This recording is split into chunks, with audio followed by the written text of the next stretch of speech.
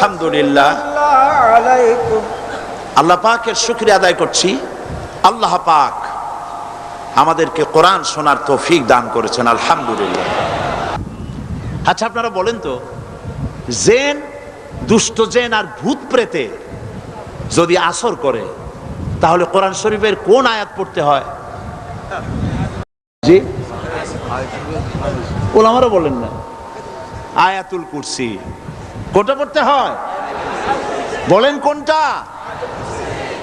চট্টগ্রাম তাফসীর মাহফিল উপলক্ষেও কিছুটা ভূত প্রেতের আসর হয়েছে। এই ভূত প্রেতের আসর থেকে রক্ষা করার জন্য সকলে আমার সাথে পড়েন যথারীতি।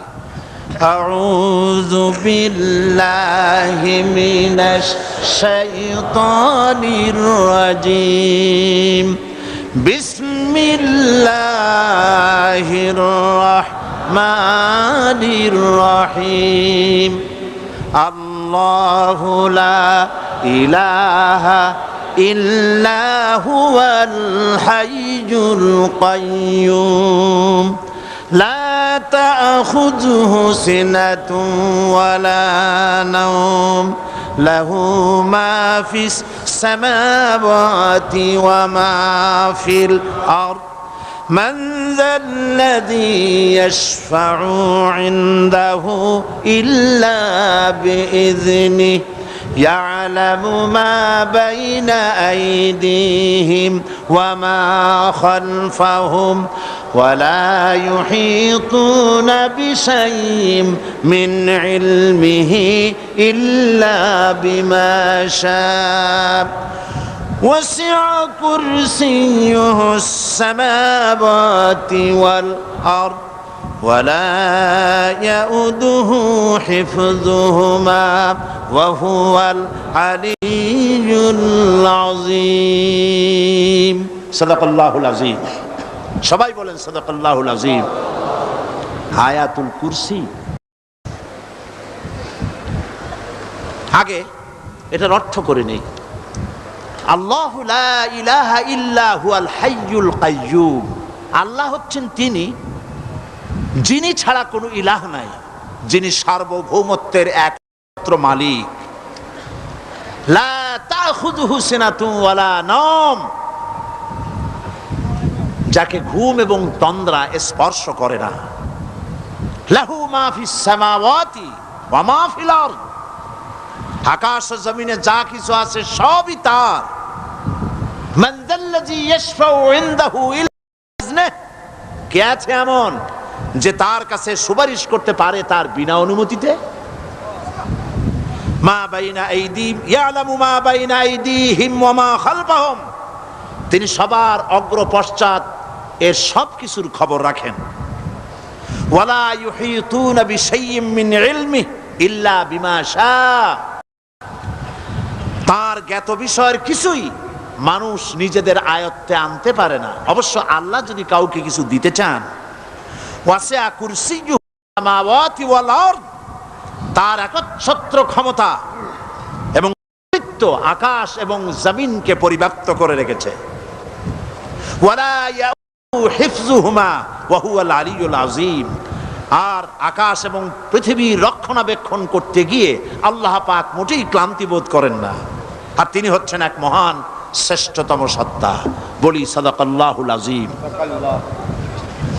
আয়াতুল কুরসি, এই আয়াতটি আয়াতুল কুরসি হিসেবে পরিচিত। কি নামে পরিচিত? আয়াতুল কুরসি। এখানে মহান আল্লাহ পাকের এমন সব পূর্ণাঙ্গ পরিচিতি পেশ করা হয়েছে যার নজির গোটা কোরআন শরীফে নাই। সুবহানাল্লাহ। তাই হাদিস শরীফে এই আয়াতটিকে শ্রেষ্ঠ আয়াত বলা হয়েছে। কোরআন শরীফের কি আয়াত? শ্রেষ্ঠ আয়াত বলা হয়েছে। আমরা প্রত্যেকটি ফরজ নামাজের পরে এই আয়াতে কারিমা পড়ে থাকি, ঠিক কিনা বলে?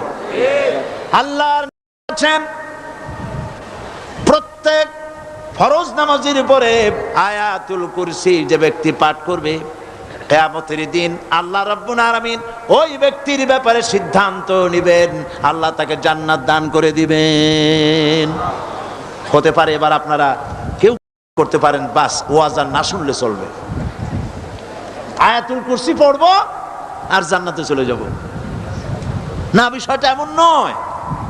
বিষয়টা হচ্ছে এই আয়াতুল কুরসির মধ্যে এমন কিছু কথা আছে যা বুঝে যদি পড়ে আর আমল করে আল্লাহ পাক কিয়ামতের সিদ্ধান্ত নেবেন, জান্নাত দিয়ে দিবেন। সুবহানাল্লাহ, বলেন সুবহানাল্লাহ। এর কারণ হলো আয়াতুল কুরসির মধ্যে আল্লাহ পাক সার্বভৌমত্বের কথা বলেছেন। আজ আমরা স্লোগান দেই সব সমস্যার সমাধান। ও মাশাআল্লাহ, চট্টগ্রামের সবাই বোধহয় এই পরিচিত স্লোগানটা জানেন না। জবাব তো আপনারা জবাব দিতে পারলেন না কেন? সব সমস্যার সমাধান দেন স্লোগান আপনারাই।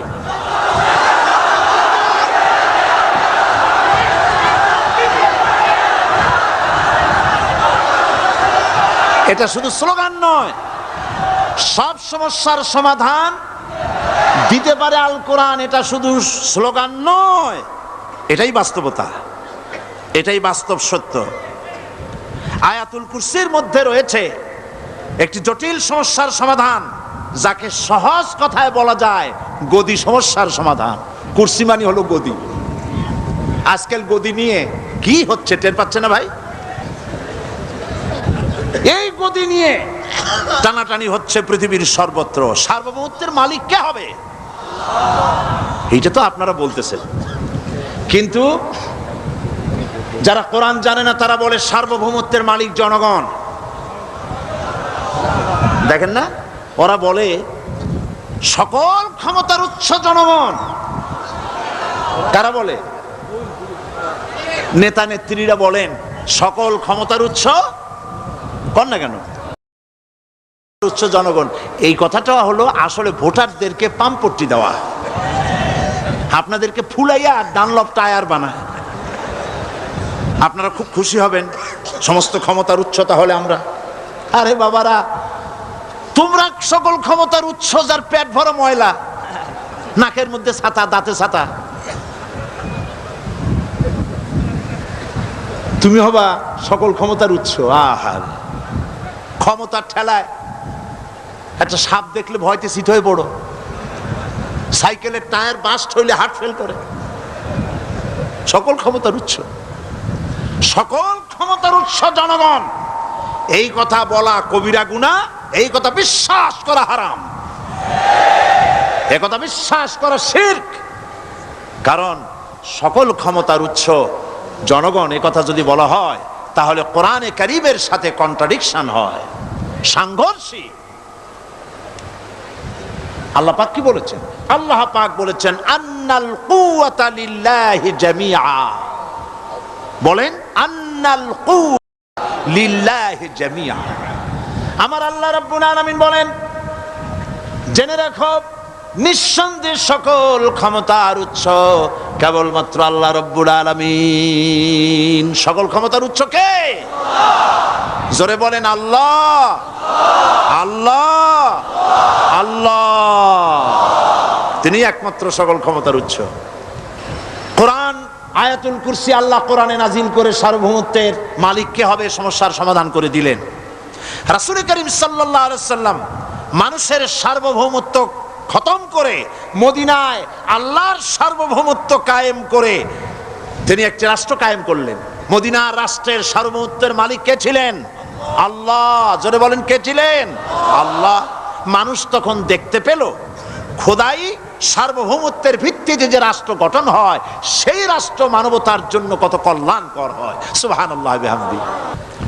আয়াতুল কুরসিতে বলা হলো যে সার্বভৌমত্বের মালিক এই ক্ষমতা, এই ক্ষমতাটাকে আরবিতে বলা হয় উলুহিয়াত।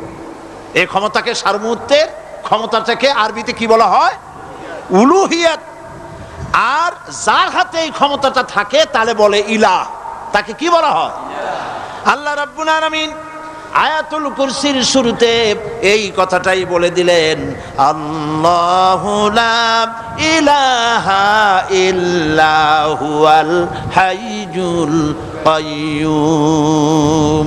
আল্লাহ হচ্ছেন তিনি যিনি ছাড়া কোনো ইলাহা নাই। তার মানে হলো সার্বভৌমত্বের একচ্ছত্র মালিকানা কার হাতে? চিৎকার দিয়ে বলুন, আল্লাহ রাব্বুল আলামিনের হাতে। সার্বভৌমত্বের এই ক্ষমতা হস্তান্তরযোগ্য নয়। আর সার্বভৌমত্বের মালিক যিনি হবেন তার শুরু থাকবে না, শেষও থাকবে না। এই কোয়ালিটি কার মধ্যে আছে? আল্লাহ পাকের মধ্যে। আল্লাহ পাক বললেন তিনি হচ্ছেন আল হাই আল কাইয়ুম।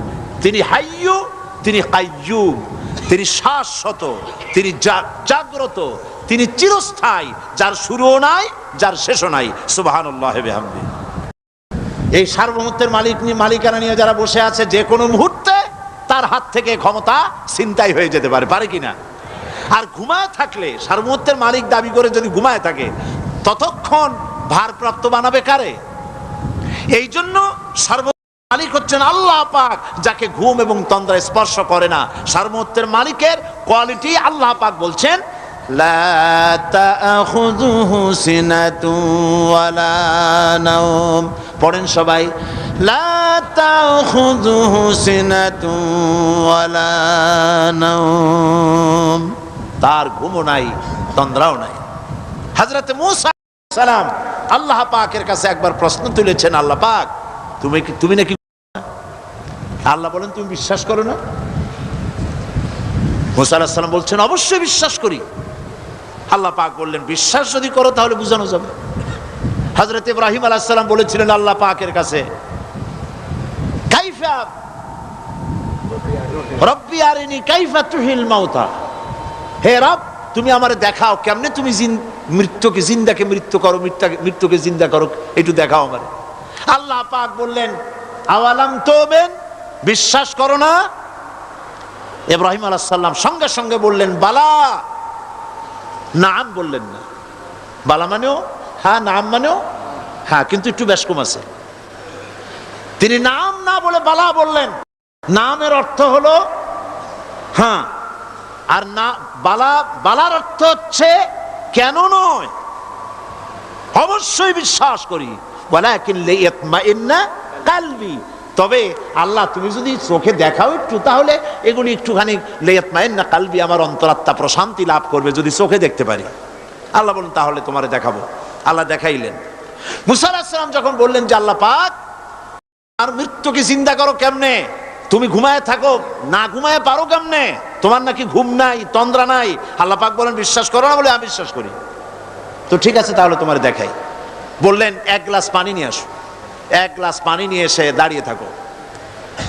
আল্লাহ পাক মূসা আলাইহিস সালামকে বললেন এক গ্লাস পানি নিয়ে দাঁড়াও। আর ঘুমকে আল্লাহ পাক বললেন মূসারে ধরো। মূসা আলাইহিস সালাম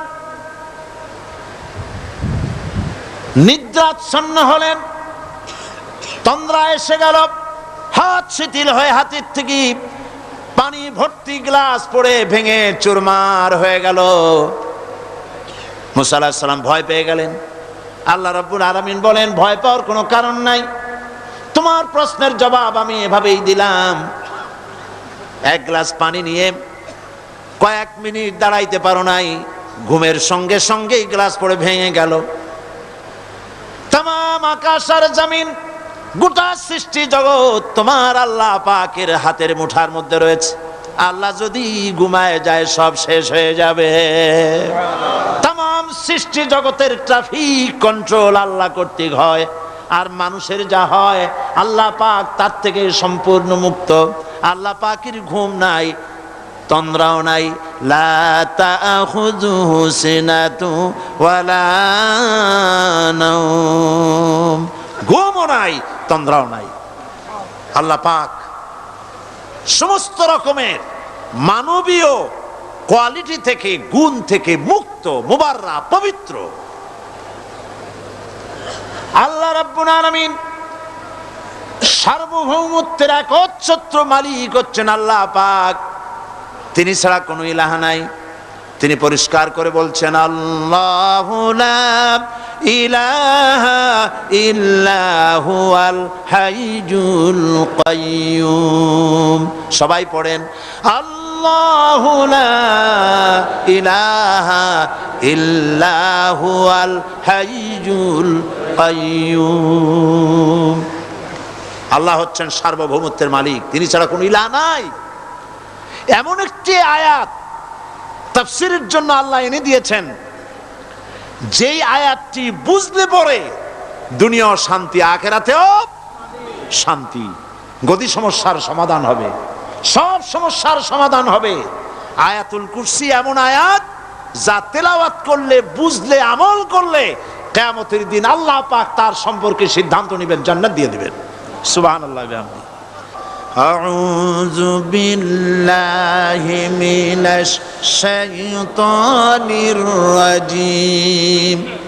বিসমিল্লাহির রাহমানির রাহিম।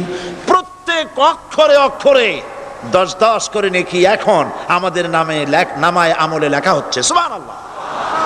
গলা ছেড়ে দিয়ে সবাই পড়েন আমার সাথে, আল্লাহু লা ইলাহা ইল্লা হুয়াল হাইয়ুল কাইয়্যুম লা তাখুযুহু সিনাতুন ওয়ালা নাওম লাহু মা ফিস সামাওয়াতি ওয়া মা ফিল আরদ মান যাল্লাযী ইয়াশফা'ু 'ইনদাহু ইল্লা বিইذনিহি ইয়ালামু মা বাইনা আইদিহিম ওয়া মা খালফাহুম ولا يحيطون بشيء من علمه إلا بما شاء وسع كرسيه السماوات والأرض ولا يؤوده حفظهما وهو العلي العظيم صدق الله العظيم। আয়াতুল কুরসি হচ্ছে কোরআন শরীফের সর্বশ্রেষ্ঠ আয়াত। সুবহানাল্লাহ।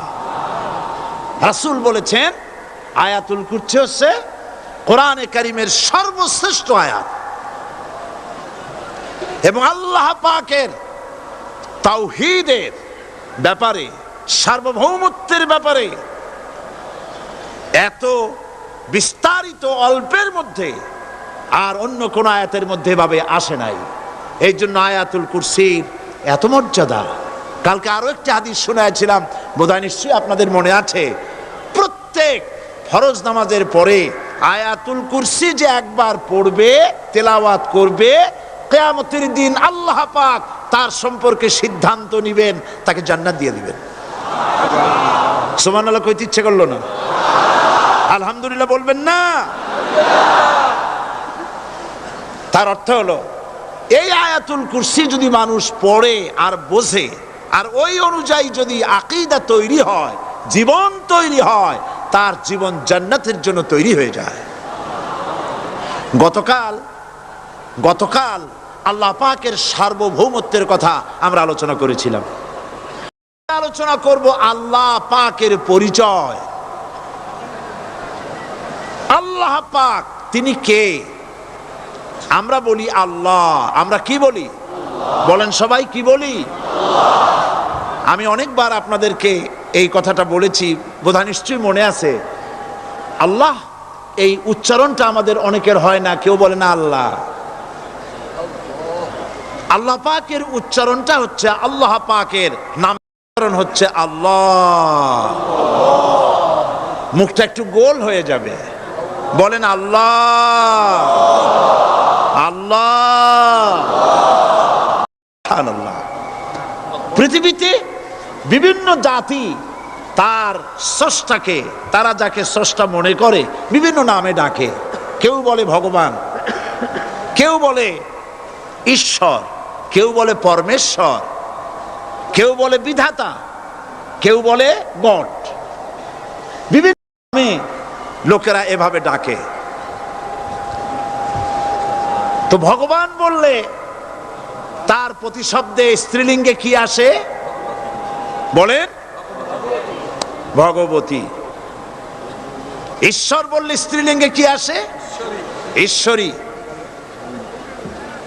বিধাতা বললে তার স্ত্রীলিঙ্গে কি আসে? বিধাত্রী। গড, এটার স্ত্রীলিঙ্গে আসলে কি হবে?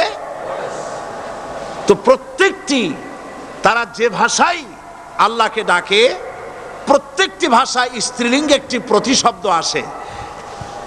আল্লাহ এর স্ত্রীলিঙ্গে, এর প্রতিশব্দে আরেকটি শব্দ কি গোটা বিশ্ব খুঁজে পাওয়া যাবে? জোরে বলেন, যাবে? যাবে না। এবং অন্যান্য নামগুলি সন্ধি বিচ্ছেদ করলে অর্থই হবে না। গড, এটাকে যদি উল্টায়া বলা হয় তাহলে কি হয়ে যাবে? এবার দেখুন, আল্লাহ এই নাম, আল্লাহর পরিচয় কি? যদি বলা হয় যে আল্লাহর পরিচয় কি, শুধু আল্লাহ দিয়ে আল্লাহকে চেনা যাবে, আল্লাহকে চেনা যাবে। আল্লাহ রাব্বুল আলামিন বলছেন, আল্লাহু লা ইলাহা ইল্লা হুয়াল হাইয়ুল কাইয়্যুম। আল্লাহ হচ্ছেন তিনি যিনি ছাড়া কোনো ইলাহ নাই, মাবুদ নাই, উপাস্য নাই। সুবহানাল্লাহ। এখন আল্লাহর যদি প্রথম একটা অক্ষর আলিফ ছেড়ে দেওয়া হয় তাহলে থাকবে কি? লিল্লাহ। এই লিল্লাহ দিয়েও কেউ যদি আল্লাহর পরিচয় পেতে চায় তাহলে পেয়ে যাবে। আল্লাহ রাব্বুল আলামিন কোরআনে কারীমের ভিতরে শুধু লিল্লাহ দিয়েও আল্লাহকে চেনার ব্যবস্থা করেছেন। লিল্লাহি মা ফিস সামাওয়াতি ওয়া মা ফিল আরদ। আকাশ এবং জমিনের সার্বভৌমত্বের একচ্ছত্র মালিকানা কার? আল্লাহ পাকের। এখন লিল্লাহ থেকে একটা লাম ছেড়ে দেন, কি থাকবে? লাহু। এই লাহু দিয়েও আল্লাহর পরিচয় পাওয়া যাবে, যাবে না? কোরআন বলছে, লাহু মাকালিদুস সামাওয়াতি ওয়াল আরদি ইউবসিতুর রিজকা লিমান ইয়াশা। আকাশ এবং জমিনের রিজকের চাবিকাঠি আল্লাহ পাকের কাছে, যারে খুশি তিনি পর্যাপ্ত রিজেক তিনি দান করেন। সুবহানাল্লাহ। এবার লাহুর লাম ছেড়ে দেন, থাকবে কি? একটা অক্ষর। এই একটি অক্ষর দিয়ে আল্লাহ পাকের চেনা যাবে। ইন্নাহু হুয়াল গফুরুর রহিম। তিনি হচ্ছেন মহা ক্ষমাশীল, দয়াবান। আল্লাহর পরিচয় আল্লাহকে দিয়েই জানা যায়। আল্লাহর পরিচয় হচ্ছে তিনি এই আকাশ সৃষ্টি করেছেন, এই জমিন সৃষ্টি করেছেন, মানব গোষ্ঠীকে সৃষ্টি করেছেন। আকাশের স্রষ্টাকে, জমিনের স্রষ্টাকে, মানুষের স্রষ্টাকে আল্লাহ পাক। দেখুন, আল্লাহ পাক আকাশের স্রষ্টা, জমিনের স্রষ্টা, মানুষের স্রষ্টা, এই কথাকে ভুলিয়ে দেওয়ার জন্যে, এই কথাটিকে ভুলিয়ে দেওয়ার জন্য আল্লাহকে অস্বীকার করছে এক শ্রেণীর লোকেরা। তারা বলছে দেয়ার ইজ নো গড, স্রষ্টা বলতে কেউ নাই, আনসিন ইজ নাথিং। আল্লাহ পাক কোরআনকে বোঝার জন্য, আল্লাহকে চেনার জন্য ব্যবস্থা করেছেন। ওরা বলছে কি আনসিন ইজ নাথিং, যা দেখা যায় না সেটা কিছুই না, সেটা বিশ্বাস করি না। তো আল্লাহর যখন রং নাই, গন্ধ নাই, তাকে বিশ্বাস করি কেমনে? বলেন নাউজুবিল্লাহি মিন যালিক। আরে ভাই, তোমরা তো এমন বহু জিনিস আছে যা না দেখে বিশ্বাস করো। আপনারা কি বাতাস দেখেছেন? বিশ্বাস করেন কিনা? বিশ্বাস করেন কিনা? আপনারা কি ইথার দেখেছেন? বিশ্বাস করেন কিনা? ফুলের গন্ধ দেখেছেন কিন্তু বিশ্বাস করেন কিনা? মাধ্যাকর্ষণ শক্তি, ল অফ গ্রাভিটেশন আপনারা চোখে দেখেছেন? বিশ্বাস করেন কিনা? অনেক জিনিস এমন আছে যা আমরা চোখে দেখি না কিন্তু বিশ্বাস করি। হযরত ইমাম আবু হানিফা রাহমাতুল্লাহ আলাইহির সাথে এক নাস্তিকের বহস হবে। স্থান এবং তারিখ নির্ধারণ করা হলো। ইমাম সাহেব দেরি করে আসলেন। নাস্তিক বলছে, আমি আপনার সঙ্গে কোনো বিতর্কে যেতে চাই না, কারণ আপনি ওয়াদা রক্ষা করতে পারেন নাই, নির্ধারিত সময়ের অন্তত 3 ঘন্টা পরে এসেছেন। তিনি বললেন, আমি কেন দেরি করলাম সেটা তো তুমি জিজ্ঞেস করবে। আচ্ছা বলেন কেন দেরি করেছেন? তিনি বললেন, দেখো এই জায়গায় আসার পথে একটা নদী বেঁধেছিল, তা আসবো কি করে? আমার কাছে পারাপারের কোনো বন্দোবস্ত ছিল না। এক পর্যায়ে হতাশ হয়ে গেলাম, আমার বোধহয় যাওয়াই হবে না। শেষ পর্যন্ত আমি দেখতে পেলাম হঠাৎ করে আমার পাশে একটা ফলের বীজ পড়লো, তা দিয়ে একটা গাছ অঙ্কুরিত হলো। দেখি না তা গাছটা একটা ময়ূর হয়ে পরিণত হয়ে গেল। কই থেকে একটা করাতে সে গাছটা কেটে ফেলে দিল। ফটাফট কতগুলি তক্তা বেরিয়ে আসলো, কোথার থেকে একটা হাতুড়ি আর কতগুলি লোহা এসে ঠাস ঠাস করে বাড়ি লেগে একটা কিস্তি তৈরি হয়ে গেল। কিস্তিটার ধাপায় পড়লো নদীতে, আমি লাফ দিয়ে উঠলাম, তাই দেরি হলো। নাস্তিক বলছে, আপনার সাথে আমি জানছিলাম যে আপনি অত্যন্ত বুদ্ধিমান মানুষ, কিন্তু যে ঘটনা শুনাইলেন আপনার স্ক্রু একটাও টাইট আছে বলে মনে হয় না, আপনার সাথে আর কোনো বহস নয়। তিনি বললেন, কেন? কয় বহস না, আপনি বলছেন যে এইরকম একটা গাছ চারা হয়ে গেল, সাথে সাথে বিনা মিস্ত্রিতে গাছটা কাটলো, তারপর এটা দিয়ে তক্তা হলো, লোহা আসলো, হাতুড়ি হইলো, বিনা মিস্ত্রিতে কিস্তি তৈরি হয়ে গেল, নৌকা এটা পড়লো নদীতে, আর বিনা মাঝিতে আপনি পার হয়ে আসলেন। এটা কি আদৌ সম্ভব? ইমাম আবু হানিফা রাহমাতুল্লাহ আলাইহি বলছেন, তোমার সাথে আমি কোনো কিতাব দিয়ে ঝগড়া করব না, কোনো কিতাব দিয়ে আমি তোমার সাথে বহস করব না। এই একটি দৃষ্টান্ত তোমার জন্য যথেষ্ট। একটা মিস্ত্রি ছাড়া যদি একটা কিস্তি তৈরি না হতে পারে, একটা গাছ কেটে তক্তা যদি না হতে পারে, এই বিশাল আকাশ, এই বিশাল জমিন, আর তোমার মতো এরকম একটা সুন্দর মানুষ বিনা মিস্ত্রিতে বিনা স্রষ্টায় তৈরি হলো কেমনে?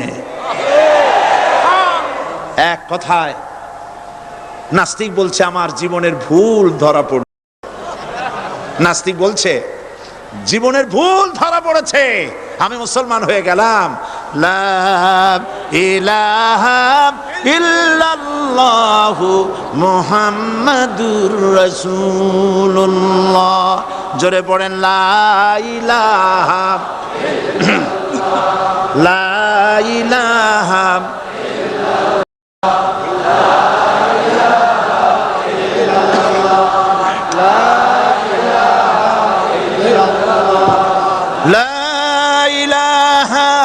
ইল্লাল্লাহু মুহাম্মাদুর রাসূলুল্লাহ।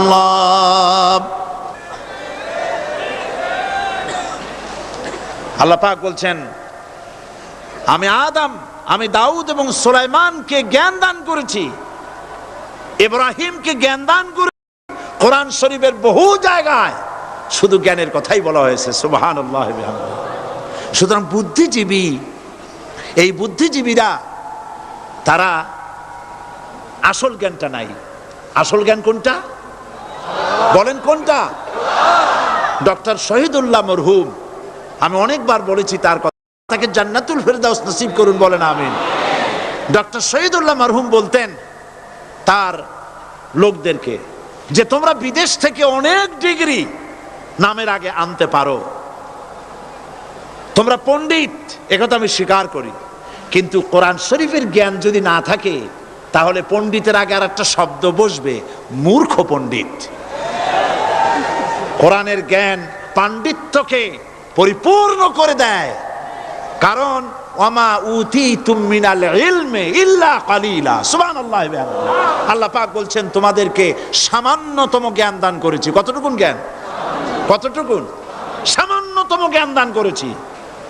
সুতরাং আল্লাহ পাক কোরআনের মধ্যে তার নিজের পরিচয় ছোট্ট একটি সূরার মধ্যে ব্যাপক আকারে বলে দিয়েছেন। কি? কুল হুয়াল্লাহু আহাদ। সবাই পড়েন আমার সাথে, কুল হুয়াল্লাহু আহাদ আল্লাহুস সামাদ লাম ইয়ালিদ ولم يولد ولم يكن له كفوا أحد। আল্লাহ পাক বলেন আল্লাহ এক এবং একক, তিনি কারো মুখাপেক্ষী নন, তিনি কাউকে জন্ম দেন নাই, তাকেও কেউ জন্ম দেয়নি, আকাশ আর জমিনে আল্লাহর সমকক্ষ কেউ নাই। সুবহানাল্লাহ বিহামদিহি।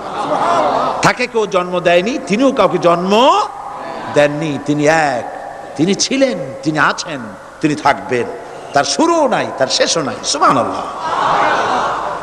এই আল্লাহ রাব্বুল আলামিন তার পরিচয় আয়াতুল কুরসি সার্বভৌমত্বের পরিচয় দিয়েছে, আল্লাহর পরিচয় দিয়েছে। আল্লাহ তিনি খালিক।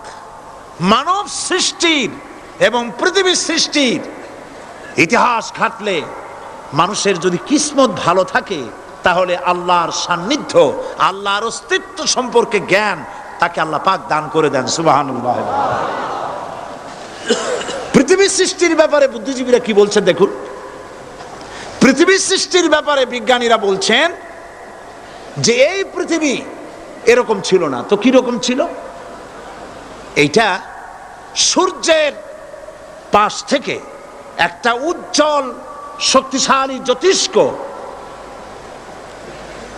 দারুণ ফোর্স নিয়ে যাচ্ছিল। সেই ফোর্স সহ্য করতে না পেরে সূর্যের একটি দুর্বলতম অংশ সূর্য থেকে ছিটকে মহাশূন্যে পড়ে গেল, আর ঘুরতে ঘুরতে এই পৃথিবীর অস্তিত্ব লাভ করলো। বিজ্ঞানের এই কথা যদি বিশ্বাস করতে হয় তাহলে আমাকে বলতে হয় এখন তো মানুষেরা আর পৃথিবীতে ধরছে না, ঠিক কিনা? কথা বলছেন না কেন? মানুষ পৃথিবীতে এখন ধরতেছে, বিভিন্ন দেশ খালি বলতেছে মানুষ কমাও, সন্তান কমাও, বিভিন্ন পদ্ধতি গ্রহণ করো, আর মানুষ বাড়ায়ও না। আল্লাহ পাক বলছেন আল্লাহু লা ইলাহা ইল্লা হুয়াল হাইয়ুল কাইয়্যুম। আল্লাহ হচ্ছেন তিনি যিনি ছাড়া কোনো ইলাহ নাই। লা ইলাহা ইল্লাহু, তিনি ছাড়া কোনো ইলাহ নাই, সার্বভৌমত্বের মালিক কেউ নাই। এই যে লা ইলাহা, কোনো ইলাহ নাই, আমরা কালেমার মধ্যে এই কথাটা বলি। আমাদের কালেমায়ে তাইয়্যিবা আমরা কি উচ্চারণ করি?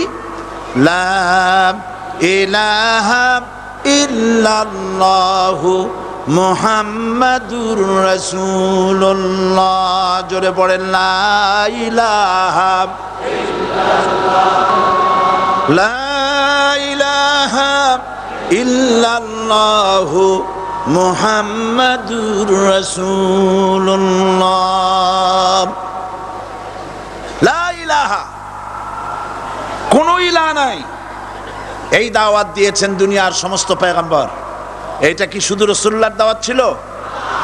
সমস্ত নবীদের স্লোগান ছিল একটা। সমস্ত নবীদের স্লোগান ছিল কয়টা? সবাই বলুন, কি সেই স্লোগান? লা ইলাহা ইল্লাল্লাহ। কোরআন শরীফের ভিতরে ইলাহ শব্দ 147 বার এসেছে।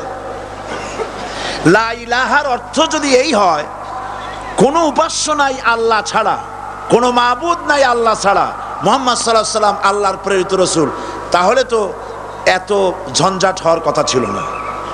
আপনারা বলেন, নবীরা যখনই এই দাওয়াত দিয়েছেন লা ইলাহা ইল্লাল্লাহ, তখন সংঘর্ষ হয়েছে কিনা? হয়েছে কিনা? বাধা আসছে কিনা? তাহলে এই কথাটা কি যার কারণে এরকমের বাধা আসে?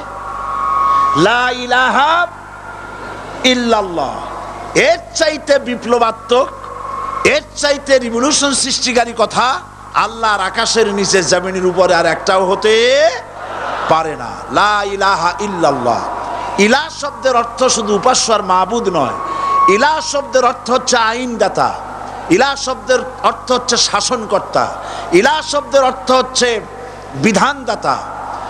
তো লা ইলাহা যখন একটি লোক ঘোষণা করে, তার অর্থ দাঁড়ায় কোনো আইনদাতা নাই, বিধানদাতা নাই, শাসনকর্তা নাই, কারো আইন মানি না, বিধান মানি না, শাসন মানি না, আল্লাহ ছাড়া। কে ছাড়া? আল্লাহ ছাড়া।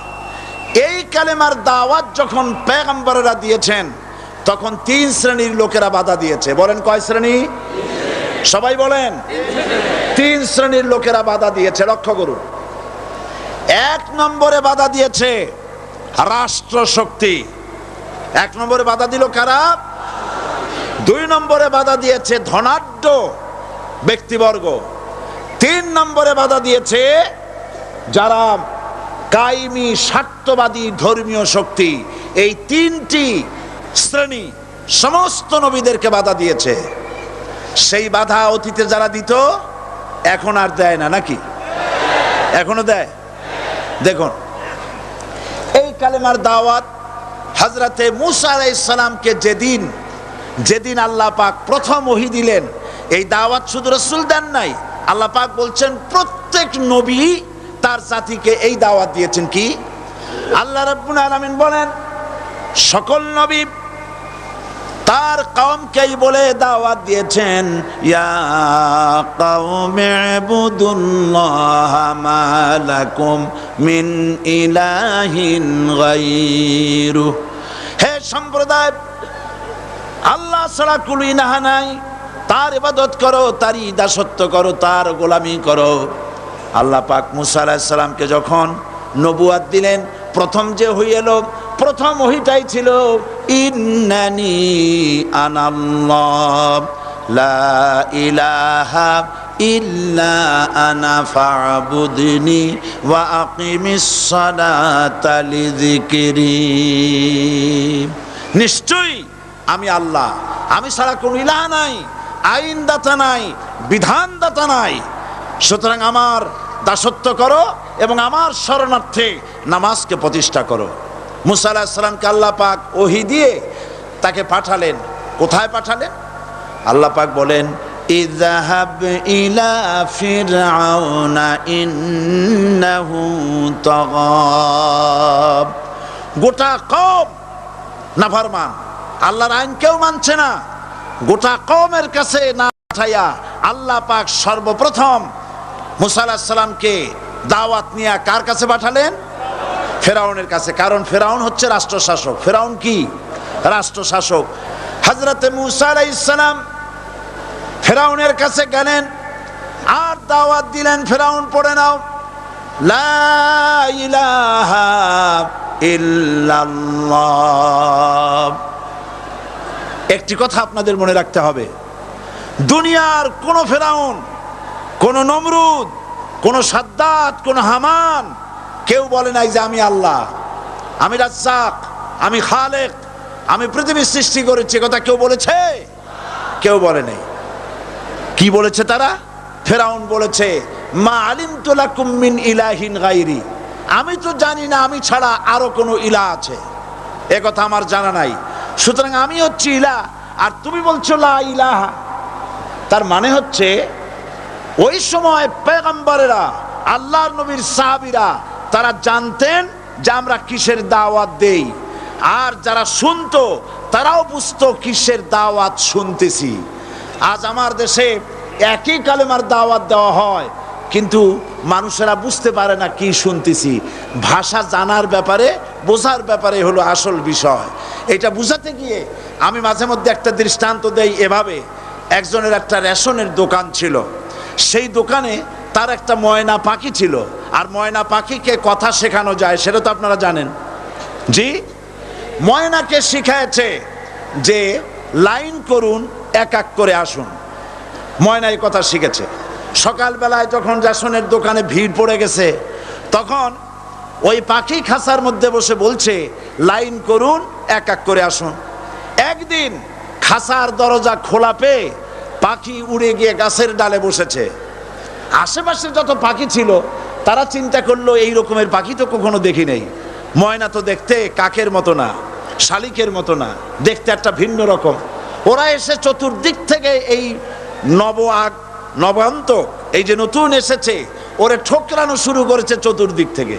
ঠোকরানি খেয়ে ময়না বলতেছে লাইন করুন, এক এক করে আসুন।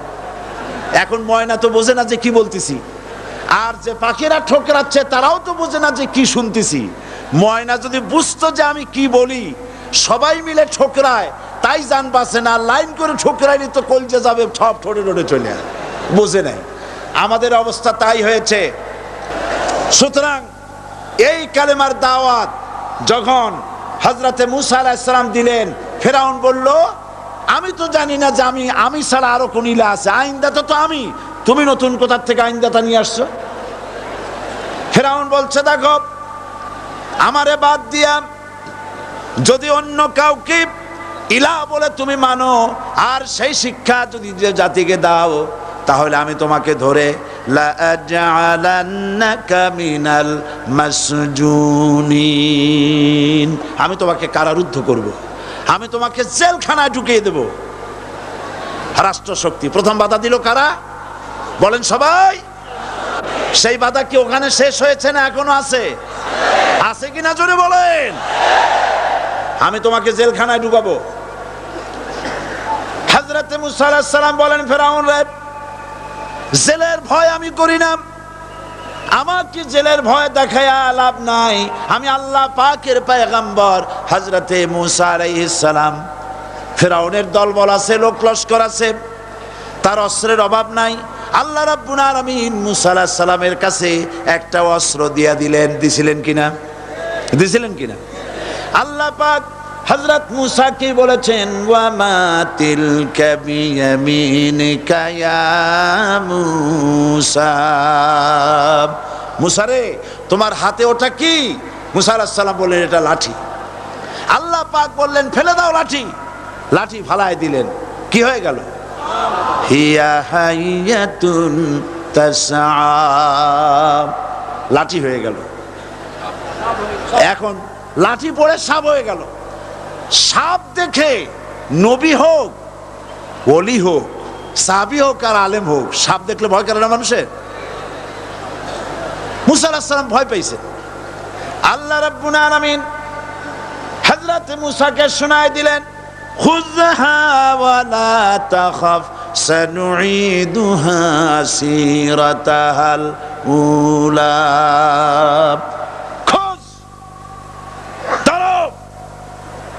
লা তাখাফ, ভয় পেও না। আল্লাহ বলছেন ধরো, ভয় পেও না। ধরার সঙ্গে সঙ্গে স্বাভাবিক অবস্থায় ফিরে আসবে, আবার লাঠি হয়ে যাবে। এখন আল্লাহ বলছেন ধরো, মুসা আলাইহিস সালাম কি ভয় পাওয়া উচিত হবে? আর উচিত হবে? মুসা আলাইহিস সালাম কি ভয় পাইছিলেন? কারণ হচ্ছে এই দুশমনের শক্তিটা খুব বড়ই দেখা যায়, মনে হয় যেন অনেক বড়, কি জানি কি। আল্লাহ পাক বলছেন ইন্না কাইদাশ শায়তানে কানা দাঈফা, শয়তানের চক্রান্ত যতই তুমি মনে করো অনেক ষড়যন্ত্রের জাল বিস্তার হয়ে আছে, আল্লাহ কয় কিছুই না, দাঈফা অত্যন্ত দুর্বল। আল্লাহ পাক বললেন ধরো, মুসা আলাইহিস সালাম সাপ ধরলেন, সঙ্গে সঙ্গে লাঠি হয়ে গেল। ফেরাউন বরদাস্ত করলো না, রাষ্ট্রশক্তির পক্ষ থেকে আক্রমণ শুরু হলো। অপরাধ কি? মুসা আলাইহিস সালামের অপরাধ কি? কি অপরাধ? মাশাআল্লাহ, বুঝতে পেরেছেন। অপরাধ হচ্ছে তিনি বলেছেন লা ইলাহা, জোরে বলেন লা ইলাহা ইল্লাল্লাহ। এই কালেমাকে আজ আমরা ভিক্ষার বুলি বানাইছি। এটা হলো সার্বভৌমত্বের বুলি, এটা হচ্ছে আল্লাহ পাকের সার্বভৌমত্বের কথা। আজ আমরা মানুষের কাছে আমরা শুনি, মানুষেরা ভিক্ষা চায়, লা ইলাহা ইল্লাল্লাহ, এক মুঠ চাউল দেন, লা ইলাহা ইল্লাল্লাহ 10 খান পাই দেন। এই হচ্ছে কালেমার জিকির। আবার কেউ কেউ জিকির করতেছে লা ইলাহা আস্তে, ইল্লাল্লাহ জোরে, এমন জোরে কলব সাফ করে, কলব তাতে থাকলেও পারে গেলেও পারে। এই কালেমার জার, এর আঘাত পয়গম্বররা মেরেছেন। হযরতে মুসা আলাইহিস সালাম যখন বলেছেন লা ইলাহা ইল্লাল্লাহ, এই ধাক্কা ফেরাউন বরদাস্ত করতে পারে নাই। দরিয়ায় নীলের ভিতরে আল্লাহ পাক ডুবাইয়ে শেষ করে দিয়েছেন, দেন নাই? হযরতে মুসা আলাইহিস সালাম, তার উম্মতেরা দরিয়ার পাশে বসে দ্বীনি কথাবার্তা বলতেছেন। এমন সময় ফেরাউন, তার শত্রু হচ্ছে মুসা আলাইহিস সালাম। শত্রু কেন? মুসা কি ফেরাউনের পাকা ধানে মই দিয়েছে নাকি? বলেন আপনারা। তার হালের গরু পিটায় মারছে নাকি? অপরাধ হলো তিনি আল্লাহর জমিনে আল্লাহর আইন প্রতিষ্ঠার কথা বলেছেন। এই শুধুমাত্র এই অপরাধে ফিরআউন তার দলবল নিয়ে 3 দিক থেকে আক্রমণ করেছে। মুসা আলাইহিস সালামের উম্মতেরা ভয় পেয়ে গেছেন। তারা বলছেন ইন্না লামুদরাকুন, আমরা পাকড়াও হয়ে গেছি। 3 দিকে সাড়াশি আক্রমণ, 3 দিকে শত্রু, একদিকে দরিয়া, পালাবার রাস্তা আছে? হযরত মুসা আলাইহিস সালাম ভয় পেয়ে গেলেন, সারেন্ডার করলেন না। হযরত মুসা আলাইহিস সালাম বললেন কাল্লা, কখনো নয়, ভয় পাওয়ার কোনো কারণ নাই। রব্বি সায়াহদিন, অবশ্যই আমার রব আমার জন্য রাস্তা করে দিবেন। ভয় পাইও না, আমার রব রাস্তা করে দিবেন।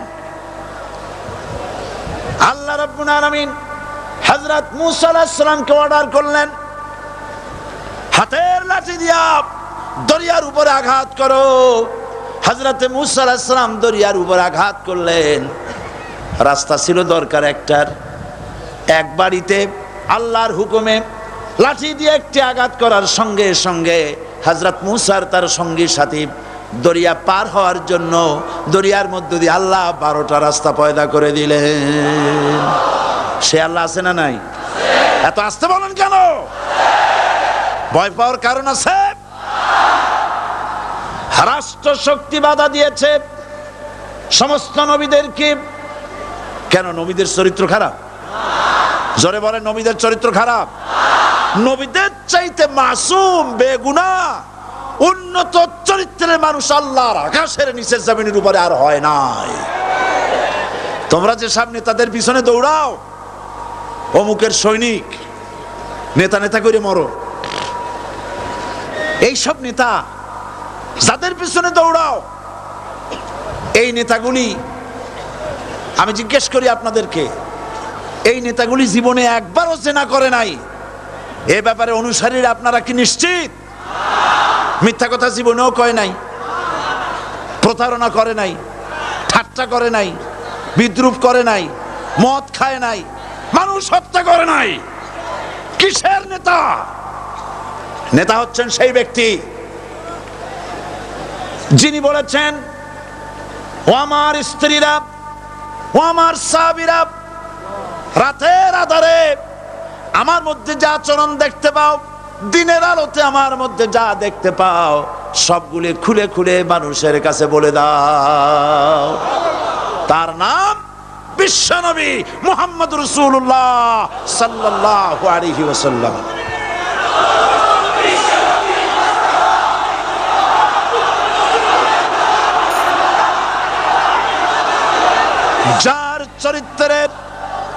যার চরিত্রের সার্টিফিকেট আল্লাহ রাব্বুল আলামিন নিজে দিচ্ছেন, ওয়া ইন্নাকা লাআলা খুলুকিন আযীম। নবী হে, উন্নত চরিত্রের উপরে আপনি প্রতিষ্ঠিত। সুবহানাল্লাহ। কে সার্টিফিকেট দিচ্ছেন? আযীম, আযীম। আরবিতে চওড়াকে বলা হয় আরিদ, গভীরতাকে বলা হয় আমিক।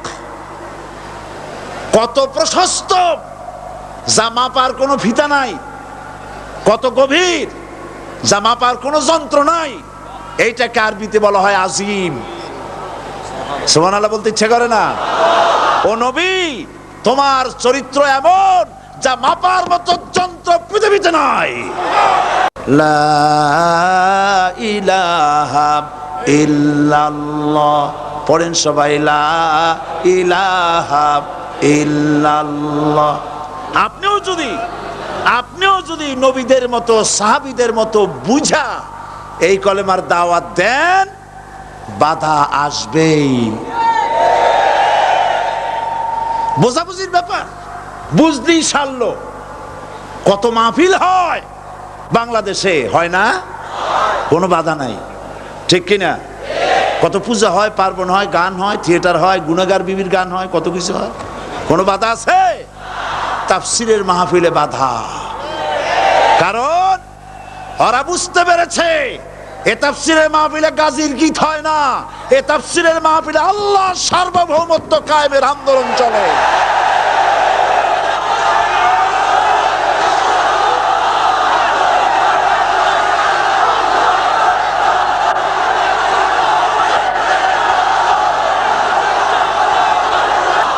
বিশ্বকবি আল্লামা ইকবাল কি সুন্দর করে বলেছেন, আজ ভি হো জু ইব্রাহিম কা ইমা पैदा आग कर सकती है एक अंदाज़े गुलिस्तां पैदा।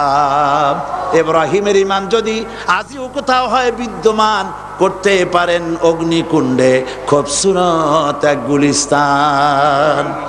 এখনো যদি ইব্রাহিমের সন্তানদেরকে আগুনের মধ্যে ফেলে দেওয়া হয়, আর ইব্রাহিম ঈমান যদি থাকে, আগুনকে ফুলের বাগান বানাবার ক্ষমতা আল্লাহর আছে। চিরকাল আল্লাহ পাক এই কালেমাকে দিয়েছেন আল্লাহর সার্বভৌমত্বকে প্রতিষ্ঠা করার জন্য। আয়াতুল কুরসি শুধু পড়ে বুকে ফু দেওয়ার জন্য নয়, পড়েন আমার সাথে, আল্লাহু লা ইলাহা ইল্লাহু আল হাইয়ুল কাইয়্যুম। দুনিয়ার সমস্ত পয়গম্বর অত্যাচারিত হলেন, শুধু তাই নয়, বিশ্ব নবী আখেরি জামানার পয়গম্বর নবী মুহাম্মদ রাসূলুল্লাহ সাল্লাল্লাহু আলাইহি ওয়াসাল্লাম জাতির কাছে আসলেন।